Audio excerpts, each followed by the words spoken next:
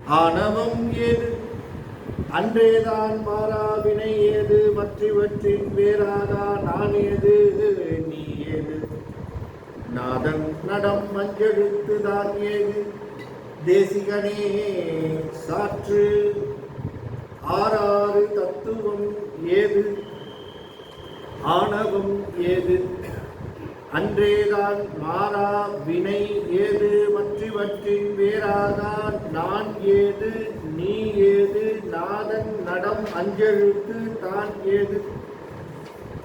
இதுதான் இப்ப எத்தனை பாட்டு ஆயிருக்கு? 3 ஆயிருக்கா?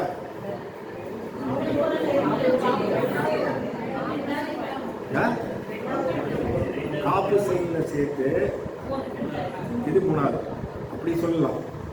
1 2 3 கணக்கில் கன்ஃபியூஷன். இப்போ இந்த ஆறாறு தத்துவம் ஏதுன்னு ஆரம்பிக்கிற இந்த பாட்டு எத்தனாவது பாட்டு? ஆக்சுவலாக 1 2வது பாட்டு. மொத்தம் எத்தனை பாட்டு? 53 பாட்டு. இந்த 53 பாட்டையும் இந்த 8 கேள்விகளில் பிரிக்கிறார். 53 மைனஸ் 2 51 இல்லையா? 51 பாட்டு. இந்த 51 பாட்டை இனிமேல் வரப்போகிற பாட்டு அத்தனையும் ஆசிரியராக இருக்கக்கூடிய மெய்கண்டார் மாணவராகிய மனவாசன் கடந்தாருக்கு சொன்ன பதில். இவர் கேட்டார்களே அந்த கேள்வி, இந்த கேள்வியை பிரிக்கிறார். அப்படி பிரிக்கின்ற பொழுது ஆறாறு தத்துவம் யாது? அந்த விடை இடம்பெற்றுள்ள செய்யுள்கள் எத்தனை அப்படின்னா மொத்தம் 18 செய்யுள். 4லேருந்து 21, 4லேருந்து 21 வரலாம். ஒரு ஒரு கேள்விக்கு ஆன்சர் எத்தனை? 4லேருந்து 21 எத்தனை பாட்டு? 18 பாட்டு. 18 பாட்டில் ஒரு கேள்விக்கு பதில் சொல்றாரு. ஆறாறு தத்துவம் எது ஒரு கேள்விக்கு எத்தனை பாட்டு? 18. அப்புறம் ஆணவம் யாது வினை யாதுன்னு கேட்டார் இல்லையா? ஆணவம் ஏது அன்றேதான் மாறா வினை ஏது? இது பாசம். 22வது செய்யுள்ல இதுக்கு பதில் சொல்றாரு. ஒரே ஒரு செய்யுள் தான். எதுக்கு? ஆணவத்துக்கும் இந்த கண்மத்துக்கும் ரெண்டுத்துக்கும் பதில் சொல்ற செய்யுள் ஒன்னே ஒன்று. எது? 22 22வது பாட்டு, முதல் ஒரே ஒரு பாட்டு.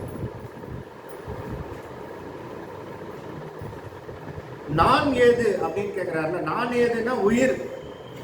பதி பசு பாசத்துல பாசம் பசுன்ற சொல்லக்கூடிய உயிர் யாது அப்படிங்கிறதுக்கு 24லேருந்து 26 3 பாட்டு, 24 25 26 இந்த 3 பாட்டும் நான் ஏது அப்படிங்கிறது உயிர் யாது அப்படிங்கிறதுக்கான விடை. நீ ஏது அப்படின்னா நீ யாரு? சிவமாகிய நீ யார் அப்படின்னு கேட்கிறார். அது 27 28 29 3 அந்த 3 பாட்டும் சொல்றாரு. நீ ஏது அப்படின்னு கேட்டார்ல, அதுக்கு 3 பாட்டு. இப்ப நீங்கிறது இங்க மெய்கண்டாரையும் குறிக்கும், சிவத்தையும் குறிக்கும். அப்புறம் நாதன் நடமாகிய அந்த திருக்கூத்து அது யாது? அது 31லேருந்து 38 8 பாட்டு. 31 32 33 34 35 36 37 38. ஸோ 31 to 38 8 செய்யுள்குள்ள திருக்கூத்து தரிசனத்தை சொல்றார். எல்லா இடங்களிலும் திருக்கூத்து தரிசனத்தை பற்றி நாம் தெரிந்து கொள்கின்ற பொழுது மேற்கோளாக எங்க வருவோம்னா இங்கேதான் உண்மை விளக்கத்துக்கு தான் வரும்.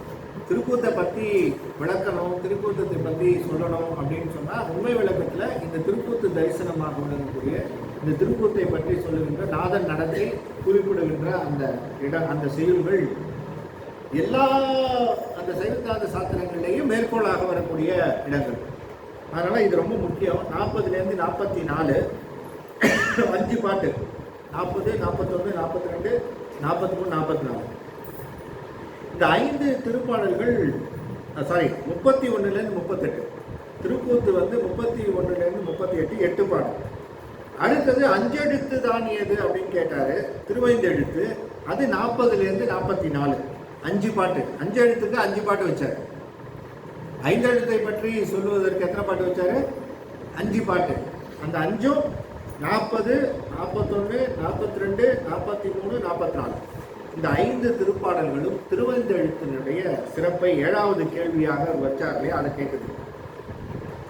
8வது கேள்வியாகிய தான் ஏது அப்படின்னு சொல்லுகின்ற முத்தியாகிய பேரின்பம், அதுதான் தான் அப்படின்னு சொல்லுகின்ற அந்த தான் என்பது குறிப்பது முத்தியாகிய பேரின்பத்தை குறிப்பது. அந்த முத்தியாகிய பேரின்பம் யாது என்பதை குறிப்பிடுகின்ற செய்யுள்கள் மொத்தம் 45, 46, 47, 48, 45 to 48. அதுக்கப்புறம் 50, 51, 52 7 செய்யுள்கள் இந்த 8வது கேள்வியாகிய தான் ஏது, அஞ்செழுத்து ஏது, தான் ஏது அப்படின்னு பிரிச்சுக்கணும். அஞ்செழுத்து தான் ஏது அப்படின்னு பிரிக்கக்கூடாது. அப்போ 7 கேள்வி தான் வரும். அஞ்செழுத்து தான் ஏது அப்படின்னு ஒரே கேள்வியாக நம்ம அதை பிரிக்காம அஞ்செழுத்து ஏது, தான் ஏது அப்படின்னு நீங்கள் பிரித்தா மட்டும்தான் 8 கேள்வி வரும். அதனால் 8 கேள்விகளுக்கு இது நிறையாக தான் என்பது முத்தியாகிய பேரின்பம் 45லேருந்து 48, 50லேருந்து 52. 49வது பாடல் மட்டும் அது தனியான ஒரு பாடல், அதனால் அதை மைனஸ் பண்ணால் 7. ஸோ மொத்தம் எத்தனை பாட்டு? 8 கேள்விக்கு மொத்தம் எத்தனை பாட்டு? எண்ணிக்கை பார்த்து சொல்லுங்க பார்க்கலாம். முதல் கேள்விக்கு எத்தனை பாட்டு? 4லேருந்து 21, 18. கரெக்ட். 2வது கேள்வி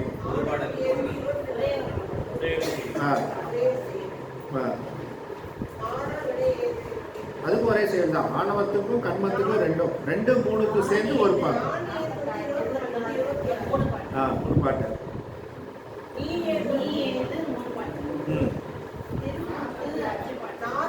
திருக்கூத்து 8. திருக்கூத்து 8 பாட்டுங்க. 31லேருந்து 38 8 பாட்டு.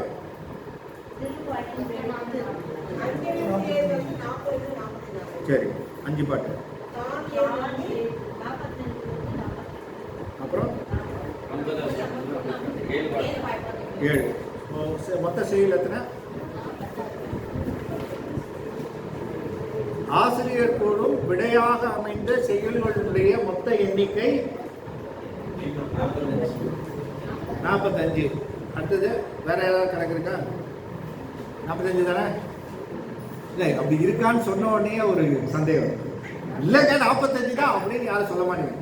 இல்லை 45 அப்படின்னா 45 இருக்காதோ? 45 தாங்க.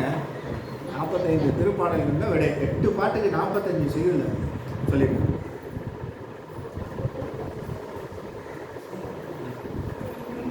ஆசிரியர் விடை கூற இசைந்த செய்யுள் 1. இப்ப அடுத்த பாட்டு அதான் பாருங்க.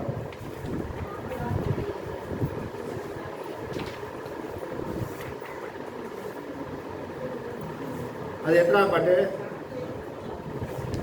ஆசிரியர் விடை கூட இசைந்த பாட்டு. ஆசிரியர் விடை கூற இசைந்தமை அப்படின்ற அந்த ஒரு பாட்டு 3வது. கரெக்ட். அது போட்டுருங்க. ஆசிரியர் இப்ப கேட்டாரு, விடை கேட்டாரு. ஆசிரியர் நான் விட சொல்றேன்னு அவர் அக்செப்ட் பண்ணிட்டாரா அப்படிங்கிறது கேட்கணும்ல. இந்த அக்னாலஜ்மெண்ட் அப்படிங்கிறது 3வது பாட்டில் அக்னாலஜ் பண்றாரு. எஸ், நீ கேட்ட கேள்விகளுக்கு நான் பதில் கூற சொல்றேன், எழுதிக்கோ அப்படின்னு. கேள்விகளை நீ கேட்கிறாயா? இல்ல அப்படிலாம் வரல.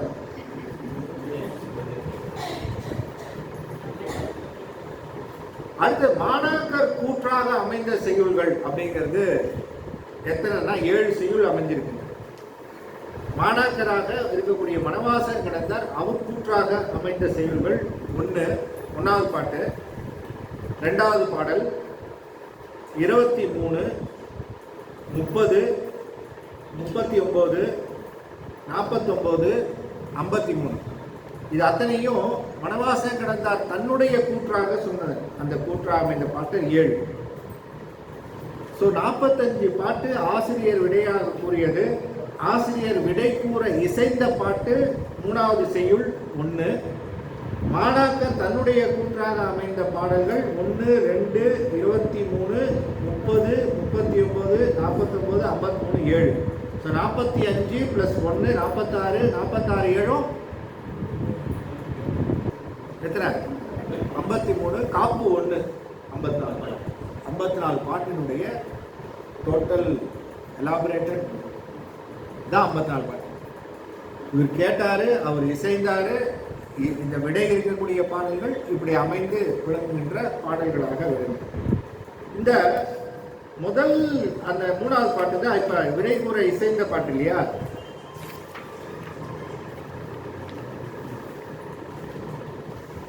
அந்த பாட்டுல உள்ளபடி உத்தை உரைக்கக்கள் உந்தனக்கு வள்ளல் அருளால் அன்று வாய் மலர்ந்து தெள்ளிய சீர் ஆகமங்கள் சொன்ன அடைவிலே ஆனந்த யோகம் நிகழ் முதல்வா உற்று.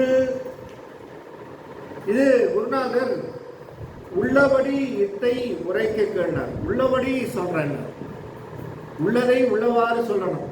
சில பேர் உள்ளதை உள்ளபடி சொல்றானா, இதுதான் பிரச்சனையே வருது. திருப்பி திருப்பி நாம கேட்போம், உள்ளதை உள்ளபடி சொல்றா அப்படின்னு. அதான் அப்படிதானே கேட்போம். அப்ப உள்ளவா காண வந்து அருளாயின்னு ஒரு சொல் உண்டு இதுல திருவாசகம். அதுதான் உள்ளபடி உரைத்தல். உள்ளதை உள்ளபடி மணிவாசகருக்கு சிவபெருமான் சொல்லியிருக்காரு. அதனால அவரு உள்ளவா காண வந்து அருளாய் அப்படின்னு அவருக்கு பேராக அமைச்சார். அப்ப சொல்ற இந்த 3வது பாட்டுக்கு பொருள் படிங்க எல்லாரும். அதை கவனிச்சு நோட் பண்ணி வைங்க. அது எதுல ஏதாவது சந்தேகம் இருந்தா கேளுங்க. ஆனந்த யோகத்திலே நிற்கின்ற மாணாக்கனே, சிவபெருமான் திருவள் மாற்றில் கொண்ட தன்மையினால் அக்காலத்தில் திருவாய் மலர்ந்து அருளிய தெளிந்த சிறப்புடைய மெய்ஞான நூல்களில் விளக்கிய முறையில் நீ வினாவிய கேள்விகளுக்கு விடைகளை உள்ளவாறு உரைப்போம். அவற்றை கவனித்து கேட்பாயாக. இத்தை இதனை வள்ளல் தற்பயன் புரியாது வேண்டுவார் வேண்டியவாறே நல்கும் அருளுடைமை. சிவஞான முனிவர் சிவஞான போத வெண்பா உரை. ஆனந்தம் பேரின்பம், யோகம் ஒன்றுதல், ஞான குருவை தந்தை என்று மாணாக்கனை முதல்வன் என்று கூறுதல் சைவ சித்தாந்த மரபு.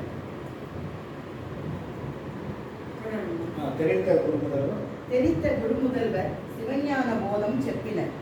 பின்பு அவர் புதல்வர் சிவஞான சித்தி விரித்தனர் என்பது சிவப்பிரகாசம் 11 ஆகும். எப்படி சொல்றாரு? புதல்வான்னு சொல்றாரு.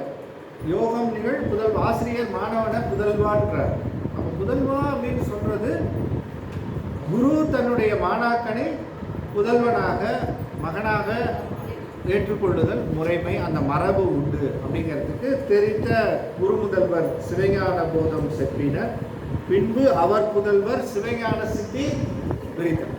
அப்ப அருள்நந்தி சிவம் மிகண்டானுடைய புதல்வர் அப்படின்னு சொல்லுகின்ற அந்த முறைமை அது குரு பரம்பரையாக வருகின்ற பொழுது அது உண்டு என்பது கேள்வி. அப்ப அதை சொல்லும்போது தெள்ளிய சீர் ஆகமங்கள் அப்படின்னு சொல்றார். தெள்ளிய சீர் ஆகமங்கள், அதுக்கு என்ன பொருள் அப்படிங்கறத நாம படிச்சீங்க. தெள்ளிய சீர் ஆகமம்னா என்ன பொருள் உள்ள இருந்தது? தெள்ளிய சீர் ஆகமம் அப்படின்னு அவர் சொல்றது எதை சொல்றார்?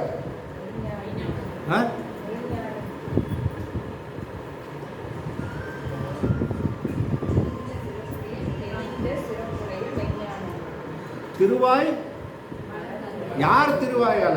மெய்ஞான நூல், ரைட்டு. யார் சொன்னது? அது ரொம்ப முக்கியம். அதனாலதான் உள்ளதை உள்ளபடி சொல்றதுங்கிறது. யாரோ சொன்னதை கொண்டு வந்து தான் சொன்னதா சொல்றது இந்த குரு. எங்க இங்க இருக்கிறான், சுத்திட்டு இருக்காங்க பல பேர் குரு குரு, எத்தனையோ பேர். வாங்க உங்களை கொண்டு போய் மேலே சேர்க்கிறோம். இது மேலே சேர்க்கறதுக்கு நம்ம காசு கொடுக்கணும். காசு கொடுத்து நம்மளை மேலே கொண்டு போய் சேர்க்குறாங்க. டிக்கெட் போட்டெல்லாம் குரு உண்டு. சில குருக்களுக்கு டிக்கெட் போட்டுட்டு உள்ளே வந்துடுவாங்க, வெளியில் போகிறதுக்கு டிக்கெட் போட வேண்டியது. நீ வெளில போகணும்னு சொன்னால் இவ்வளோ காசு கொடுத்தா தான் வெளில விடுவீங்க. அப்படிதான் பாகவதர் பாடிட்டு இருந்தாரு. உள்ளே வரும்போது ஃப்ரீன்னு சொல்லி எல்லாத்தையும் உள்ளே வந்துச்சுட்டாங்க. சும்மா கூட்டம் அலமோதுது, அத்தனை டோரும் க்ளோஸ்டு. பாகவதர் பாட ஆரம்பிச்சாரு. அவன் பிச்சுக்கிட்டு போகிறான் வெளில போகணுன்னா 100 ரூபா கொடுன்னா, வெளில போகிறதுக்கு டிக்கெட்டை வாங்கிட்டு பாகவதற்கு வெளில போகணும். அந்த மாதிரி குரு என்று சொல்லக்கூடிய இந்த குருவெல்லாம் எப்படின்னு பார்த்தீங்கன்னா, உள்ளதை உள்ளபடி சொல்கிற குருவா இவங்கெல்லாம். யாரோ சொன்னதை தான் சொன்னதா சொல்லிக்கிறது. ஆனால் இந்த குரு எப்படியா, அதுதான் ரொம்ப ஒரு நுணுக்கம் பாருங்க. உள்ளதை உள்ளபடி சொல்கிறேன்னாரு, எதை சொல்கிறேன்னாரு, நான் சொன்னதையே உனக்கு சொல்கிறேன். தன்னுடைய மெஞ்ஞானம் என்று சொல்லக்கூடிய மெஞ்ஞானத்தை உணர்த்துகின்ற, மெஞ்ஞானத்தை வெளிப்படுத்துகின்ற தான் பகன்ற ஆகமம். அது அவர் சொன்னது ஆகமம். சொன்ன ஆகமம் தோற்றுவித்து அருளுகிறது. அப்ப உள்ளதை உள்ளபடி இத்தை உரைக்கக்கள் உந்தனக்கு வள்ளல் அருளால் அன்று வாய் மலர்ந்து தெள்ளிய சீர் ஆகமங்கள் சொன்ன அடைவிலே ஆனந்த யோகம் நிகழ் புதல்வா. ஆனந்தம் என்ற சொல்லுக்கு பேரின்பம் என்று, அதுதான் உண்மையான ஆனந்தம். அதுல ஒரு சிறப்பு என்னன்னா, ஆனந்தம்னு எழுதும்போது 2 சுழி நான் போடக்கூடாது. ஆனந்தம்னு எழுதும்போது தகர நானா இருக்கு இல்லையா, அந்த நானா போடணும். அதுதான் உண்மையான, அதுதான் இம்ப்ளிகேட்டட் பர்டிகுலர் ஆனந்தம்.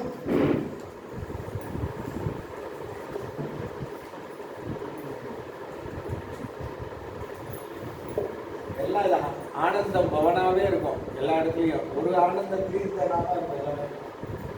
ஆனால் ஆனந்தம் இதுதான் சரி. தவறு இல்லை, பட் நமக்கு அருள் நிலையில பார்க்கும்போது இதுதான் சரியானது. சச்சிதானந்தம் அப்படின்னு சொல்லி எழுதும்போது, சச்சிதானந்தம்னா சின்ன 2 சொல்லி நான் பண்ணுறது. ஏன் அதை போடக்கூடாது அப்படின்னா, ஆனந்தம் அப்படின்னு இருக்குல்ல, நந்துதல் அப்படின்னா மேலே உயர்த்துதல்னு பேர், நந்துதல். இந்த ஆனந்தம் என்பது பசுவாகிய என்பது பசு. அந்த இடத்துல 2 சுழி நான் போட்டா அந்த நந்தத்துக்கு வந்துட்டு பொருள் இருக்காது. பசு பசுவாக தான் இருக்கும். நந்தமா இருக்கும், மந்தியா இருக்கும். இந்த ஆகிய பசு. இதுவே நான் போட்டு நந்தம்னு போட்டீங்கன்னா நந்துதல், நந்தி நெறியாகிய அந்த நெறி, நந்துதல் நெறி. அந்த நந்துதல் மேன்மேலும் மேன்மேலும் மேன்மேலும் உயர்த்தி, இது உன்னை பக்குவப்படுத்தி மேலே கொண்டு வந்து வழப்பமான அந்த பேரின்ப நெறியிலே சேர்க்கக்கூடிய அந்த பேரின்ப நிலைக்கு ஆனந்தம். அப்ப என்ற முயற்சி செய்து நந்துதல் செய்து இதை பெற வேண்டும் என்பதற்காக அது ஆனந்தம்னு வந்தது. அப்ப அந்த நந்தம் நான் போடணும். அப்படி போட்டாதான் தமிழுக்கு அந்த இடத்துல ஆற்றல் வரும். வாரியார் சுவாமிகள் இதை சொன்னார்.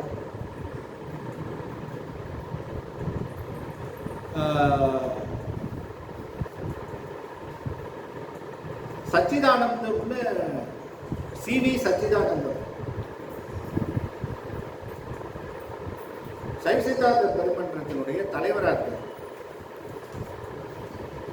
அப்பா நல்லா தெரியும், என் மேல அவருக்கு ரொம்ப பிரியம். நான் பேசுறேன்னு சொன்னா அப்பா பேசுறதை விட நான் பேசுறது அவருக்கு ரொம்ப பிடிக்கும்.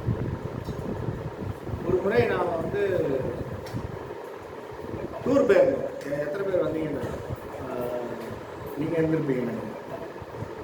நம்ம சென்னைக்கு போயிட்டு வந்தோம் இல்லைங்க, ஞாபகம் இருக்குங்களா?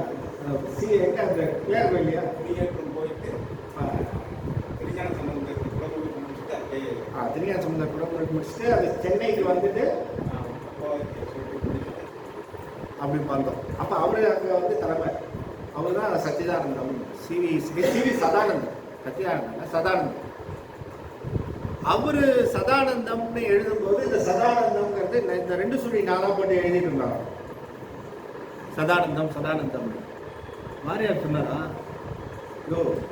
சதானந்தத்தில் இந்த 2 சுழி நான் போடக்கூடாதுயா, மாத்து பேர சதானந்தம்ல நகரம் 2வது 2 சுழி நான் போடாது, இந்த நான் போடு சதானந்தம் அப்படின்னு வாரியார் சுவாமிகள் சொல்லி தன்னுடைய பேரை அந்த சதானந்தம் என்பதில் இந்த இடத்துக்கு இந்த தகர நகரத்தை போட்டு சதானந்தன் அன்னையிலேருந்து எழுதாரு, தன்னுடைய பெயரை மாற்றிட்டு. ஏன்னா அது அந்த ஒரு ஆற்றல் உடைய அந்த சொல் நந்துதல், நந்தும் நெறி நம்முடைய நெறி மேல மேல உயர்த்திட்டே போகும். அதனால சொல்றார் ஆனந்தம் என்று சொல்லக்கூடிய இந்த ஆனந்தத்தை சொல்லும் பொழுது ஆனந்த யோகம் நிகழ் புதல்வா. அந்த யோகம் என்று சொல்லக்கூடிய யோகம் ஒன்றுதல் அப்படிங்கிறது தான் நம்முடைய யோகம் என்பது. ஆன்மாவும் சிவமும் கூடுதல் யோகம். ஆகவே இந்த கேட்ட அத்தனை கேள்விகளுக்கும் நான் உனக்கு ஆகமங்களிலே சொன்ன வழி, அப்ப ஆகமங்களில் சொன்ன வழியில தான் சைவ சித்தாந்தம் இருக்கு. சைவ சித்தாந்தத்தினுடைய மொத்த சாரமும் எங்கேருந்து வந்ததுன்னா ஆகமங்களின் வழியாக வந்தது நம்முடைய மொழி. இப்போ யார் சொன்னது ஆகமத்தைன்னா சிவபெருமான் சொன்னார். சிவபெருமான் சொன்னதை நாம அதை வழிமொழிந்து புதல்வராக இருக்கக்கூடிய அந்த குருவினுடைய புதல்வர் இவங்க அவருக்கு சொல்லி சைவ சித்தாந்த மரபு என்று சொல்லக்கூடிய அந்த மரபு வழியாக வருவது. ஆகவே இந்த மரபிலே வந்த அந்த நிலை ஆகையினாலே உள்ளபடி இத்தை உரைக்க கீழ் முந்தனக்கு வள்ளல் அருளால் அன்று வாய்மலர்ந்து தெள்ளிய ஸ்ரீ ஆகமங்கள் சொன்ன அடைவிலே ஆனந்த யோகம் நிகழ் புதல்வா உற்று என்பதாக அங்க சொன்னார். இந்த உற்று என்பதற்கு ரொம்ப முக்கியமான ஒரு சொல்லாக அதை சொல்றார். உற்று அந்த சொல்லுங்க, உற்றுங்கிறதுக்கு என்ன பொருள்? கூர்ந்து கவனிக்க. அப்ப சொல்ல போற செய்தியை இனிமே எப்படி யுவர் அட்டென்ஷன் ப்ளீஸ் அப்படின்னு நீ என்ன பண்ணணும்னா இங்கேயே அங்கே கவனம் செலுத்திடாது. இது நமக்கும் யூஸ்ஃபுல்லாக இருக்கும். நான் சொன்னா நீங்க கேட்க போறது இல்லை.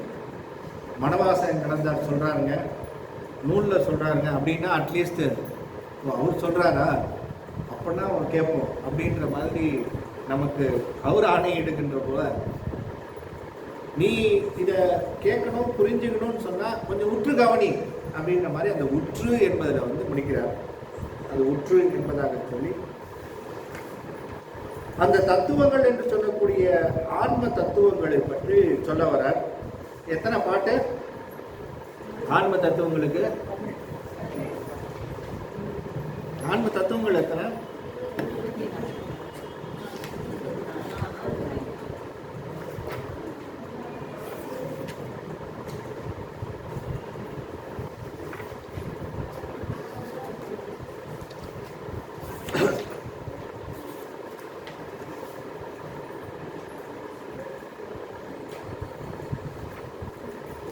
அதுல ஆறாறு தத்துவம் ஏது? மொத்தம் எத்தனை தத்துவங்கள் அப்படின்னா 36 தத்துவங்கள் நமக்கு சொல்லப்படுகின்றன. அதுல 36 தத்துவங்கள்ல ஆன்ம தத்துவம் 24, ஆன்ம தத்துவம் 24, வித்யா தத்துவம் 7, சிவ தத்துவம் 5. இது எப்படி இருக்குன்னா ரொம்ப நுணுக்கமா போயிட்டே இருக்கும். ஆன்ம தத்துவம் கொஞ்சம் எக்ஸ்பிளிசிட்டா இருக்கும், தெரிஞ்சுக்கலாம், அதை பத்தி கொஞ்சம் புரிஞ்சுக்கலாம். நமக்கு பக்கத்துல அது ரொம்ப நமக்கு உதவுகின்ற, நமக்கு இப்பொழுது பயன்படுகின்ற தத்துவங்களா இருக்கிறதுனால இந்த ஆன்ம தத்துவங்கள் 24. இதுக்கு அடுத்த இந்த வித்யா தத்துவங்கள் என்று சொல்லக்கூடிய 7 தத்துவம் இருக்கு பாருங்க. இது சைவ சித்தாந்தத்துக்கே உரிய சிறப்பான தத்துவம். இதை கொஞ்சம் அது அந்த நுணுக்கத்துல கொண்டு போய் அதை பொருத்தி அதை பார்த்தா மட்டும்தான் இது பிரிட்ஜ். சிவ தத்துவத்துக்கும் ஆன்ம தத்துவத்துக்கும் நடுவுல இருக்கக்கூடிய இந்த 7 தத்துவமும் ரொம்ப சிறப்பான தத்துவம்.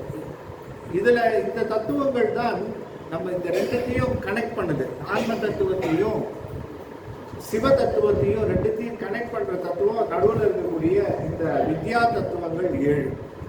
அப்புறம் சிவ தத்துவங்கள் எத்தனை? 5. அப்ப இந்த தத்துவங்களை பற்றி குறிப்பிடுகின்ற பொழுது அதுல இருக்கக்கூடிய 5 பூதங்கள் என்று சொல்லக்கூடிய இந்த 5 பூதம், அதுலேருந்து தான் இந்த தத்துவங்கள் முதல்ல தொடங்குது. இப்ப தொடங்குகின்ற பொழுது எங்கேருந்து தொடங்குறது அப்படிங்கிறது கடைசியில முடிக்கும் போது தான் தெரியும். இது கடைசியில வந்தது, இது எங்கேருந்து வந்தது அப்படின்னு தெரியல. அது ரூட்டை இப்போ பிடிக்க போறோம். அப்ப ரூட்டை பிடிக்கிறதுக்கு நம்ம கிட்ட இருக்கிறத வச்சு இல்லாததை பிடிக்கிறது, இருக்கிறத வச்சு இல்லாத பிடிக்கும். அன்னோன் திங் பத்தி பேசணும் அப்படின்னு சொன்னா நோன் டு அன்னோன் அப்படிங்கிறது தான் சயின்ஸ். நோன் டு அன்னோன், தெரிஞ்சதை வச்சுக்கிட்டு தான் தெரியாதது போகணுமே தவிர தெரியாதையே வச்சுக்கிட்டு நீ பொடிச்சுக்கிட்டு இருந்தேன்னா ஒன்றும் நடக்காது. அப்ப தெரிந்ததை வைத்து தெரியாத போகணுன்ற பொழுது முதல்ல என்ன சொல்றாரு, இப்ப தெரிஞ்சதுலேயே பேசிக்கா நமக்கு என்ன தெரியும்னா 5 பூதம். இந்த 5 பூதங்கள் பற்றி முதல்ல தெரிஞ்சுக்கணும், இருக்குன்னு ஒத்துக்கோ. மித்த சமயத்துல பல சமயங்கள், அதாவது சமண சமயமோ அல்லது உலகாயுதம் என்று சொல்லக்கூடிய சமயம், இவங்க என்ன சொல்றாங்கன்னா, கண்ணால பார்க்கறது மட்டும்தான் எனக்கு இந்த உலகத்துல இருக்குன்னு சொல்லுவேன், கண்ணால பார்க்கறது மட்டும். அப்ப இந்த ஆகாயம் என்று சொல்லக்கூடிய தத்துவம் நாங்கள் ஒத்துக்க மாட்டோம். 5 பூதத்துல ஆகாயத்தை ஒத்துக்காத தத்துவவாதிகள் உண்டு. அது அவங்க பேரு உலகாயுதர் என்று சொல்லக்கூடிய இவர்கள் ஆகாயத்தை 4 பூதம் தான் சொல்றான். நம்ம 5 பூதம்ன்றோம், அவனுக்கு பொறுத்தவரையிலும் எத்தனை 4 பூதம். அப்ப நாம பேசிக்கா 5 பூதங்கள் உண்டு என்பதை தெரிந்து கொண்டு அந்த 5 பூதங்களை ஒற்றுக்கொண்டு அந்த 5 பூதங்கள் என்ன என்பதை தொடக்க நிலையில முதல்ல தொடங்குகின்ற நிலை எத்தனைன்னா 5. இந்த 5 பூதங்களை பற்றி சொல்லுகின்ற பாடல்கள் எத்தனைன்னா 4வது பாட்டு 50 பூதங்களும் அவற்றினுடைய வடிவங்களும் அப்படின்னு சொல்லி அமைந்தது. நாற்கோணம் பூமி, புனல் நன்னுமதியில் பாதி, ஏற்கு மணல் முக்கோணம், எப்போதும் ஆர்க்கும் அறுகோணம் கால், வட்டம் ஆகாயம், ஆன்மா குரு காயமாம் இவற்றால் உற்று அப்படின்னு சொல்லி அமைக்கிறார். இதனுடைய பொருளை படிக்க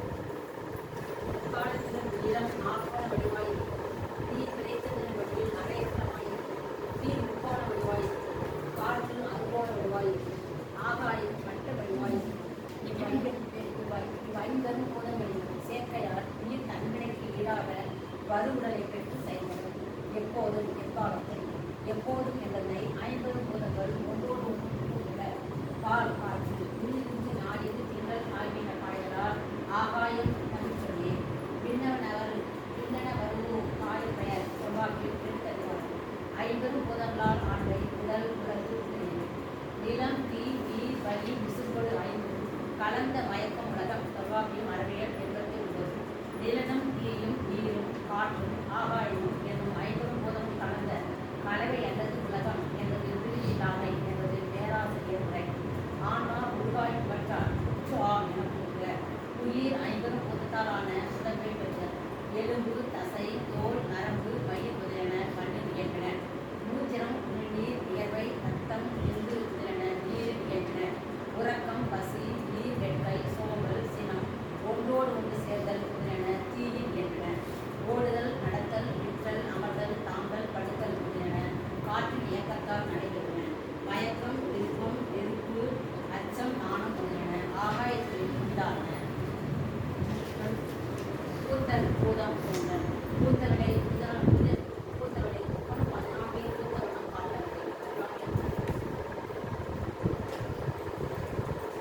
கூத்தவளே குணம் 14 கூத்தவண்ணம் காத்தவளே பின் கரைகண்டனுக்கு என்றும் பூவா முகுந்தற்கு மாத்தவளே அபிராமி. அந்த கூத்தல் அப்படிங்கிறது தோன்றுதல் ஆகாயம் அப்படி எல்லாமே இது 5 பூதங்கள்னு சொன்ன உடனே பூதம்னா உடனே பேய் பிசாசு இல்லை. கூத்தல் பூதம். அப்ப அப்ப எங்கேருந்து பூத்துது? அதுக்கு தன்மாத்திரைன்னு ஒண்ணு 5 இருக்கு, அதுல இருந்து வந்தது. எது? சுவை, ஒளி, ஊறு, ஓசை, நாற்றம். சுவை, ஒளி, ஊறு, ஓசை, நாற்றம் என்றன் 5 வகை தெரிவான்கட்கு திருக்குறள். நான் சைவ சித்தாந்தம் தெரியலன்னா ஓகே. திருக்குறள் வந்து ரொம்ப முக்கியமான இது. வந்து நம்ம இதில் மனப்பாட பகுதியிலே இருந்திருக்கோம் இல்லையா? இல்லை சாய்ஸ்ல விட்டீங்களா? சொல்றாரு சைவ சித்தாந்தம் அங்க எங்க வருது? சுவை, ஒளி, ஊர்வசை, நாற்றம் என்ற 5 வகை தெரிவான்கட்கு உலகம் எங்க வருது? எந்த அதிகாரத்தில் வருது தெரியலையா? அதிகாரமா கேட்டாலும் தெரியல. முதல் அதிகாரம் என்ன? கடவுள். 2வது அதிகாரம் வான் சிறப்பு. 3வது அதிகாரம் அதுதான் வருது. சுவை, ஒளி, ஊறு, ஓசை அதுதான் தன்மாத்திரை 5. அப்ப அந்த தன்மாத்திரை 5 அங்க சொல்றாரு. இந்த 5 பூதங்கள் தோற்றம் எப்படி ஒடுங்குதுன்னு முதல்ல இந்த தத்துவங்களுடைய தோற்றத்தை நீ தெரிஞ்சுக்கப்பா. அப்படி தெரிந்தவர்கள் தான் நீத்தார். அவருடைய பெருமையை தான் இதுல சொல்ற. அதுல சொல்றாரு. அப்ப எங்க இருந்து எங்க வருது? சுவையிலிருந்து வருவது எது? நம்ம அந்த ராணிலே வருவோமா? சுவையிலிருந்து பூத்தது எது? நீரா? எல்லாம் அக்செப்ட் பண்றீங்களா இல்லையா? பாதி பேர் அக்செப்ட் பண்ணி பாதி. சுவை, நீருக்கு சுவை உண்டு. அல்வா எல்லா இடத்துலயும் கிடைச்சாலும் திருநெல்வேலி அல்வா தான். யாராவது வாங்கிட்டு வந்திருக்கீங்களா? யாரு திருநெல்வேலியில வாங்கிட்டு வந்திருக்கீங்க? இல்ல இப்ப இருக்கா? பசி நேரத்துல கேட்டா இது அல்வா இல்லை. திருநெல்வேலி சரி, திருநெல்வேலி இருட்டுக்கடை அல்வா இல்லையா? அது அன்பர் செய்ய செய்கிறார். வாங்கிருக்கீங்க? அது என்னங்க இருட்டுக்கடை அல்வா? அதனாலயா 5 மணிக்கு மேல கிடைக்காது. அதனால ஐயா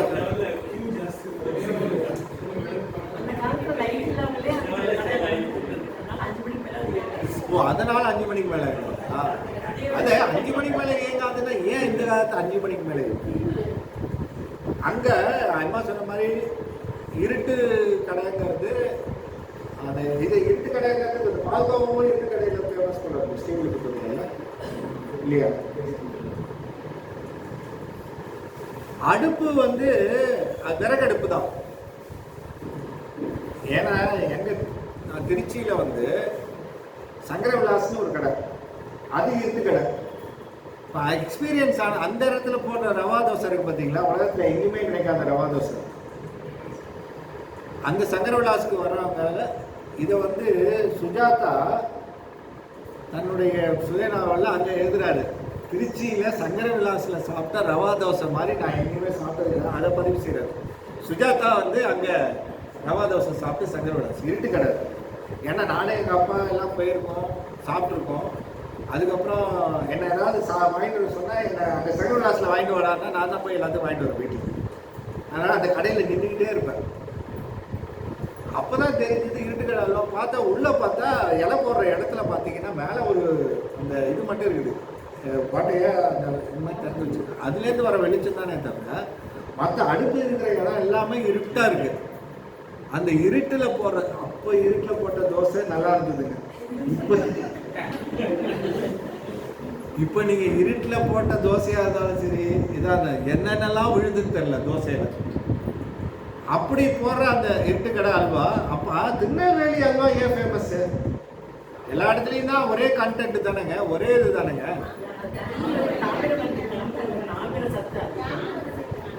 அதுதான் தாமிரபரணி தண்ணி, தாமிர சக்தி அதிகம், அந்த சுவை அந்த அல்வாவுக்கு கொடுக்குது. அப்ப நீருக்கு ஒத்துக்கிறீங்களா?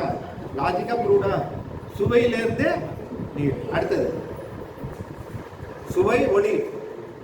அடுத்த ஒளி ஒளியிலிருந்து தீங்கிறது. அப்ப சுவைக்கு வந்து என்ன சொன்னோம்? நீரா?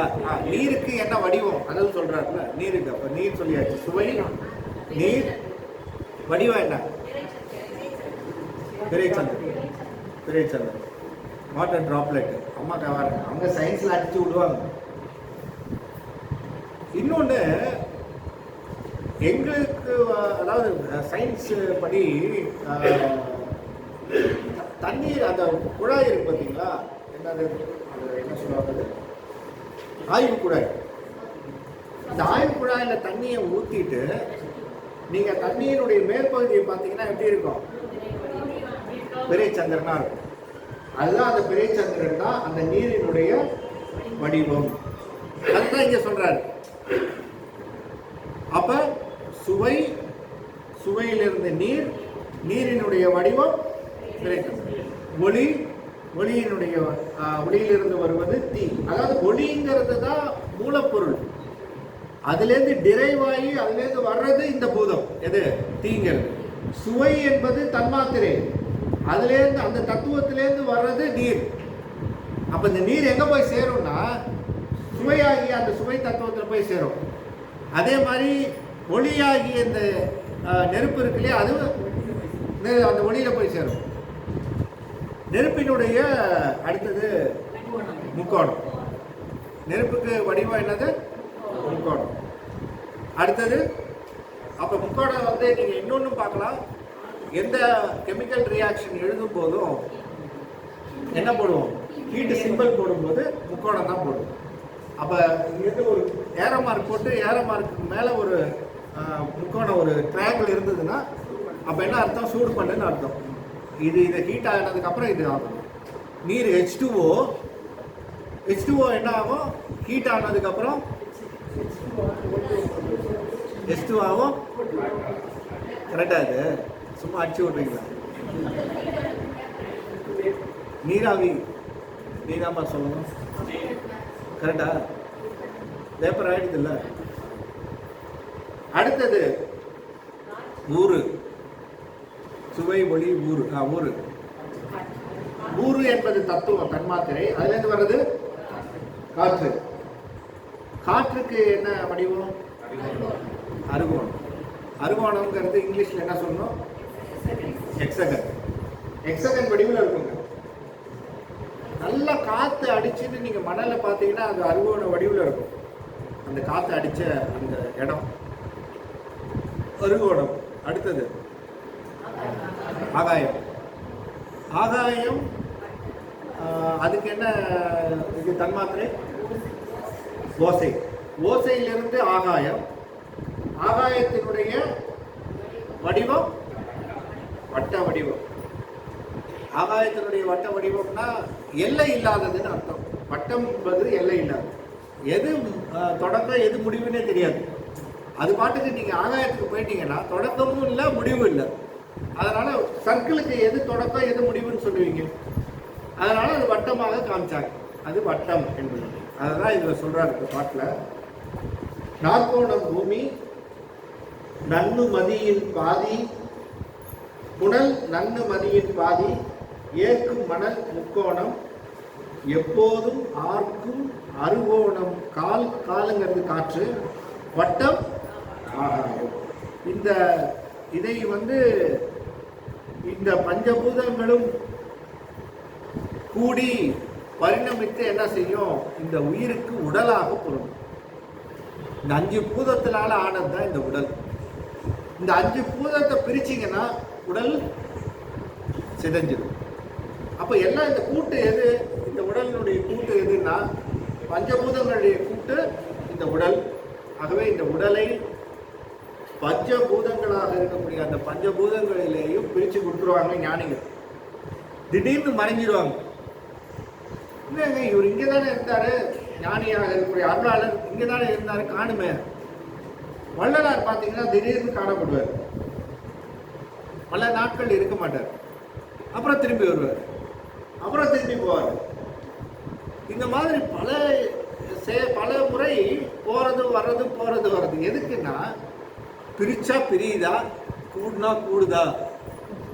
அப்படின்னு ட்ரையல் மார்க் ட்ரில்லிங்னு சொல்லுவாங்க. திடீர்னு ஒரு ஆஃபீஸில் மார்க் ட்ரில்லிங் நடக்கும். எதுக்கு? ஃபயருக்கு மார்க் ட்ரில்லிங். திடீர்னு உள்ளே போனீங்கன்னா எல்லாம் தடப்பட அடிச்சுட்டு வருவான். என்னதுன்னா ஒரு ஃபயர் வந்தால் எப்படி நடந்துக்கணுன்றதை காட்டுறதுக்கு அது மார்க் ட்ரில்லிங் பேர். அந்த மாதிரி மார்க் ட்ரில்லிங் மாதிரி பண்ணுறாரு. 5 பூதத்தையும் பிரிக்கிறாரு. என்ன பின்னா வேற என்ன இருக்குது இந்த உடல்ல?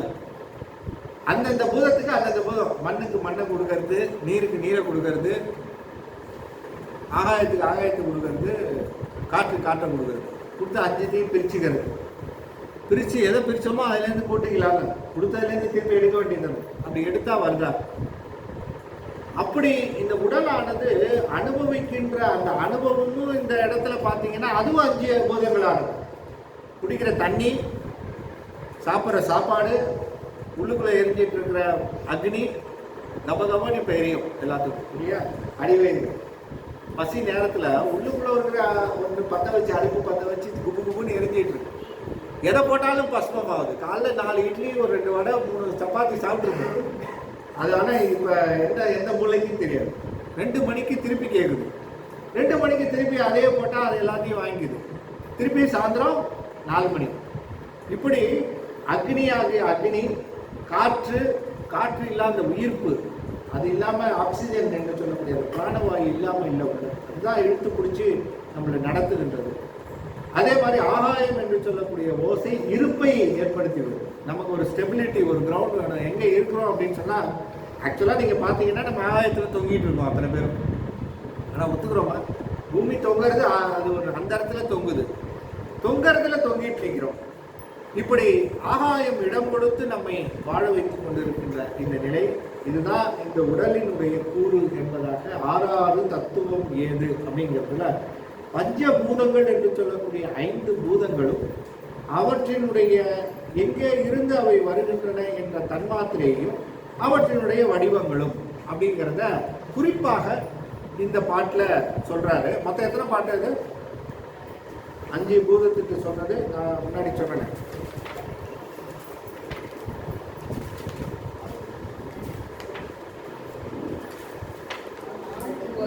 நாலுலேருந்து 21 பாட்டு வரலும் சொல்றாரு. நம்ம 4வது பாட்டு தொடக்கம், 21வது பாட்டு முடிக்கிறார். இந்த 6 தத்துவத்தை அதில் முடிக்கிறார். ஆக இந்த 5வது பாடல் பூதங்களினுடைய நிறங்கள். அந்த நிறங்களை சொல்லி வேணா இப்ப மதியானம்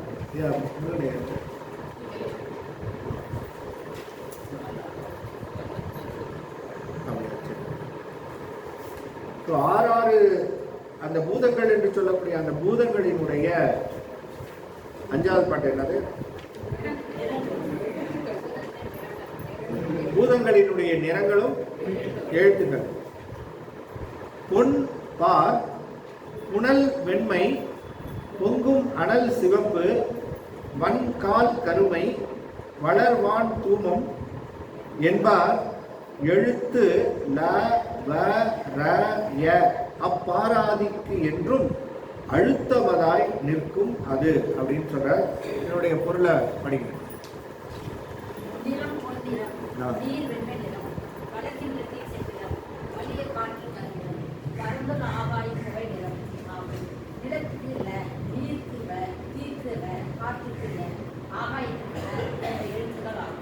பூதங்களின் அசைவுக்கு செயல்பாட்டுக்கு எழுத்துக்கள் எப்பாலும் அழுதியும் 5 பூதங்களும் அசைவு உடையன.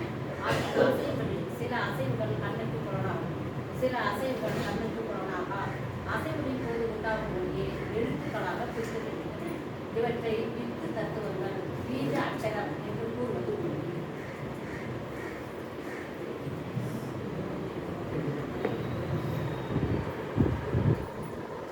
பீஜாட்சரம் என்று சொல்லக்கூடிய இந்த பீஜாட்சர எழுத்துக்கள் ரொம்ப முக்கியமான எழுத்து. பீஜாட்சரம் அப்படின்னு பீஜம்னா வித்து, வித்து எழுத்துக்கள். இந்த வித்து எழுத்துக்கள் வந்து ரொம்ப அதுதான் வந்து இயக்குகின்ற எழுத்துக்களாக இருக்கும். அது அந்த எழுத்துக்கள் தான் இயக்கும் மந்திர ஆற்றல் உடைய எழுத்துக்களாக. இதை சொல்ற விநாயகர் அவங்கள்ல அம்மை அவ்வையார் ரொம்ப அற்புதமாக விநாயகர் பெருமானுக்கு இந்த பீஜ எழுத்துக்களை பற்றி சிறப்பாக அதில் பாடிட்டு வருவோம். விநாயகரோட வச்சிருக்கீங்களா? மறந்து போச்சு. இல்லை இல்லை இருக்கா? மொபைலில் இருக்கா? அதில்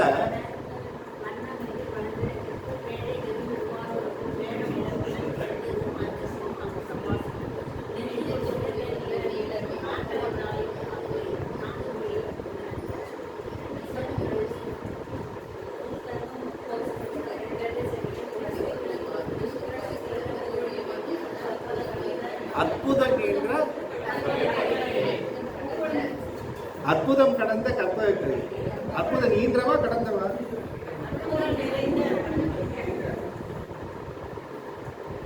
அப்ப விநாயகர் பெருமான் சொல்லும்போது அந்த ஓம் அப்படிங்கிற அந்த பீஜ மந்திர எழுத்துக்கள் பார்த்தீங்கன்னா மந்திரங்களுக்கு முன்னாடி வரும், மந்திரங்களுக்கு பின்னாடியும் வரும்.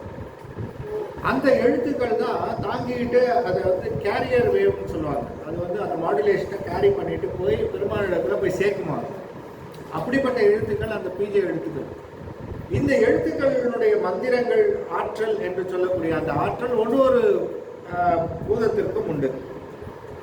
அதில் சொல்ற மண்ணினுடைய அந்த நிறம் அப்படிங்கிற நிறம் என்ன நிறம்? மண்ணினுடைய நிறம் அப்படின்னா பொன்னிறமாக இருப்பது மண்ணினுடைய. மண்ணானது பொன்னிறம்.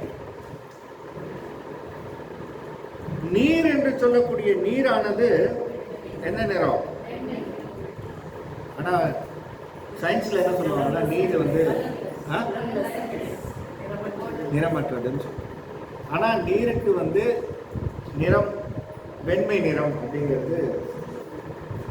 பொங்கும் அனல் சிவப்பு. சிவப்பு உங்களுக்கு நிச்சயமா தெரியும்.